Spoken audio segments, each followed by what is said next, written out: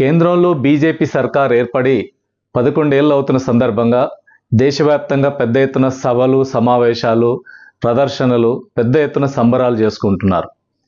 వికసిత్ భారత్ పేరుతోటి సాధించిన విజయాలన్నిటి కూడా ప్రజల దగ్గర తీసుకుపోవడానికి ఈ రకమైనటువంటి పెద్ద ఎత్తున ప్రచార ఆర్భాటం జరుగుతుంది. అయితే ఇదే సమయంలో అనేక రంగాల్లో ఈరోజు జరుగుతున్న అభివృద్ధి గురించి చెప్తున్నారు.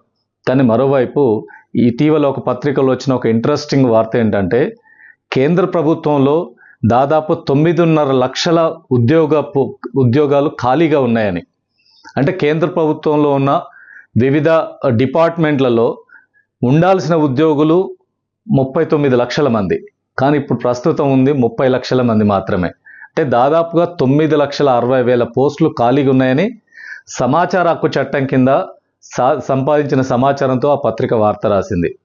అంటే దాదాపుగా 25%, 40 లక్షల మంది ఉండాల్సిన ఉద్యోగులు ఉన్నది 30 లక్షలు. అంటే దాదాపు 25% ఉద్యోగాల పోస్టులు ఖాళీగా ఉన్నాయి. మరి ఇంత పెద్ద ఎత్తున పోస్టులు ఖాళీగా ఉన్నాయి, కొత్తగా భర్తీ జరగట్లేదు. మరి యువత అంతా ఎక్కడ పోవాలి? పెద్ద పెద్ద గ్రాడ్యుయేషను, పోస్ట్ గ్రాడ్యుయేషను లేదంటే ప్రొఫెషనల్ కోర్సెస్ చదువుకున్న వాళ్ళంతా ఈరోజు ఇక్కడ ఉద్యోగాల కల్పన జరగట్లేదు, ఉద్యోగ అవకాశాలు దొరకట్లేదు.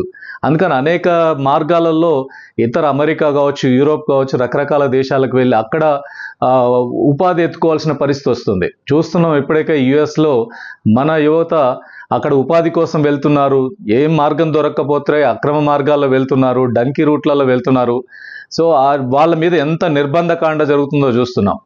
ఇల్లీగల్ ఇమిగ్రెంట్స్ పేరుతోటి వేల మంది భారతీయ యువకుల్ని ఒక కాళ్ళకి సంకెళ్ళు, చేతులకు బేడీలు, గంటల తరబడి విమానాల్లో ఎక్కించి ఇండియాకి తిరిగి అవమానకరంగా, భయంకరంగా పంపిస్తున్న పరిస్థితి చూస్తున్నాం. మరి ఇంత నిరుద్యోగం, ఇంత దారుణమైన పరిస్థితి ఎందుకు వచ్చింది? ఒక యువకుడిని అమెరికాలో ఇల్లీగల్గా ప్రవేశించాడని చెప్పి అతన్ని చేతులు విరిచి రోడ్డు మీద పడుకోబెట్టి, తల మీద కాలు పెట్టి దారుణంగా ప్రవర్తించినంతా మనం చూసాం. మరి ఈ రకమైన పరిస్థితి ఎందుకు వస్తుంది? మన యువతకి మనం ఇక్కడ ఉపాధి కల్పించలేకపోతున్నాం, మన ఉద్యోగాలు కల్పించలేకపోతున్నాం. మరి 11 ఏళ్లలో ఏం సాధించినట్టు? యువ భారత్, యువకులకి భవిష్యత్తు, యువకుల కోసమే ఈ రకమైన అనేక స్కీములు తీసుకొస్తున్నామని చెప్పారు.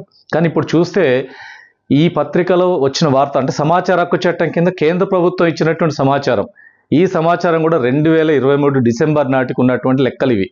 ఈ కాలంలో మరిన్ని ఖాళీలు ఏర్పడ్డాయి. దాదాపుగా 10 లక్షల పోస్టులు ఖాళీగా ఉన్నాయనంటే మరి ప్రభుత్వం ఏం చేస్తున్నట్టు? మీ దగ్గర ఉన్న ఖాళీలే మీరు భర్తీ చేయకుండా ఇంకా ఉద్యోగాల కల్పన ఎలా సాధ్యమవుతుంది? ఇంకా ప్రైవేట్ రంగంలోని ఉద్యోగాలు వస్తాయనంటే ఎలా జరుగుతుంది అది?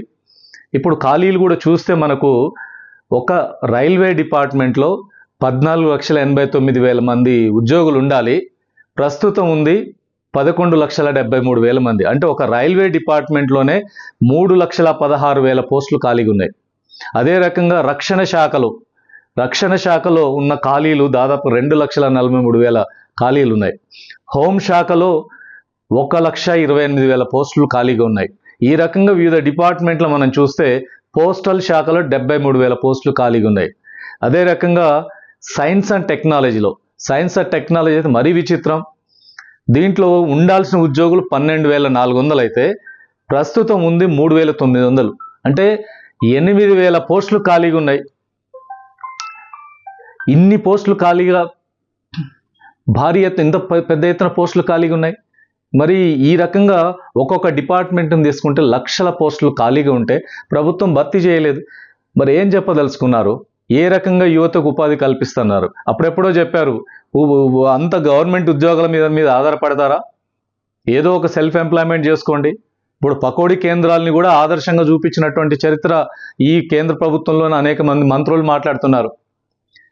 ఇది ఒకవైపు ఉద్యోగాలు కల్పించలేక ఉన్న ప్రభుత్వ రంగంలో ఉండే ఉద్యోగాలు, వాస్తవంగా చెప్పాలంటే ప్రభుత్వం విస్తరించాలి, ఇంకా ప్రభుత్వంలో ఉద్యోగాలు పెరగాలి. కానీ ఉన్న ఉద్యోగాలను తగ్గించుకుంటూ పోతున్నటువంటి పరిస్థితి ఈరోజు చూస్తున్నాం. మరి ఏ రకంగా నిరుద్యోగ సమస్య పరిష్కారం చేస్తారు? ఇప్పుడు 11 ఏళ్ళు కంటిన్యూస్గా మీకు అధికారం ఇచ్చారు, మీరు నిరుద్యోగ సమస్య పరిష్కారం చేయకపోగా నిరుద్యోగం యొక్క రేట్ పెరుగుతుంది అని ఇటీవల పత్రికల్లో గవర్నమెంట్ చేసిన సర్వేలోనే చెప్పింది. రేట్ పెరుగుతుంది, రోజు రోజుకి నిరుద్యోగుల సంఖ్య ఎక్కువ అవుతుందని. మరి నిరుద్యోగుల సంఖ్య ఎక్కువైపోతే దేశంలో అశాంతి పెరగదా? మరింత వెనుకబాటుతనం పెరగదా, పేదరికం పెరగదా? మరి ఉద్యోగాలు పెంచేదానికోసం ఏం చర్యలు ప్రభుత్వం చేస్తుంది? ప్రైవేట్ రంగంలో కూడా మధ్య తరహా, చిన్న తరహా ఇండస్ట్రీస్ మొత్తం కూడా స్మాల్ స్కేల్ ఇండస్ట్రీస్ అని దెబ్బతినిపోతున్నాయి. ఈ దేశంలో కొన్ని కార్పొరేట్ సెక్టర్లకే ప్రభుత్వం సహాయం అందిస్తుంది, అవి మాత్రం పెరుగుతున్నాయి. చిన్న పరిశ్రమలు, మధ్య తరహా పరిశ్రమలను దెబ్బతింటున్నాయి. వాస్తవంగా ఎక్కువ అవకాశాలు కల్పించేది చిన్న తరహా పరిశ్రమలు, అవి దెబ్బతింటున్నాయి. మరి ఎంప్లాయ్మెంట్ ఏ రకంగా పెరుగుతుంది? ప్రత్యేకంగా ఎంగేజ్లు ఉన్న యువకులు కావచ్చు, యువతులు కావచ్చు, ఈరోజు నారీ శక్తి అంటున్నాం, మహిళలకి ఉపాధి కల్పిస్తామంటున్నాం, ఘనమైన స్లోగన్స్ ఇస్తున్నాం, కానీ వాళ్ళ ఉపాధి మాత్రం పెరగట్లేదు. అందుకని ఉపాధి పెంచే చర్యలు, ఈ నిరుద్యోగాన్ని తగ్గించే చర్యలు జరగాలి. ఇండస్ట్రీలో కూడా ఈరోజు వస్తున్న టెక్నాలజీ, ఇప్పుడు మన దేశంలో 140 కోట్ల జనాభా ఉన్న దగ్గర ఉద్యోగాలు పెంచే పద్ధతిలో ఈరోజు ఉత్పత్తి జరగాలి. ఇప్పుడు జరుగుతుందంటే ఏంటంటే లాభాపేక్ష, క్యాపిటల్ ఇంటెన్సివ్ ఇండస్ట్రీ వస్తుంది తప్ప ఎంప్లాయ్మెంట్ ఇంటెన్సివ్ రావట్లేదు. ఎంప్లాయ్మెంట్ పెరగకపోతే ఇక దేశంలో ఉన్న యువకులకు చేతి నిండా పని ఇవ్వాలిగా. చేతి నిండా పని ఇస్తే జేబు నిండా డబ్బులు వస్తాయి. జేబు నిండా డబ్బులు వస్తే కొనుగోలు పెరుగుతుంది, దేశంలో డిమాండ్ కూడా పెరుగుతుంది. డిమాండ్ పెరిగితే దేశంలో ఆ రకంగా ఇండస్ట్రీ కూడా పెరుగుతుంది. అందుకని ఈ రకం ఉపాధి కల్పించడమే ఈరోజు దేశంలో మన ఆర్థిక వెనుకపాటు నుంచి మనం బయటపడడానికి వీలవుతుంది. మన యువతకు ఒక సరైనటువంటి దిశానిర్దేశం చేసినట్టు ఉంటుంది, వాళ్ళ చేతి నిండా పని దొరుకుతుంది. ప్రభుత్వం సంబరాలు కాదు, ఈరోజు 11 ఏళ్లలో యువతకు జరిగిన అన్యాయం, ఇప్పటికైనా దాని నుంచి బయటపడాలంటే ప్రభుత్వ ఉద్యోగాలను భర్తీ చేయండి, 10 లక్షల పోస్టులను భర్తీ చేయండి, చిన్న మధ్య తరహా ఇండస్ట్రీని అభివృద్ధి చేయండి.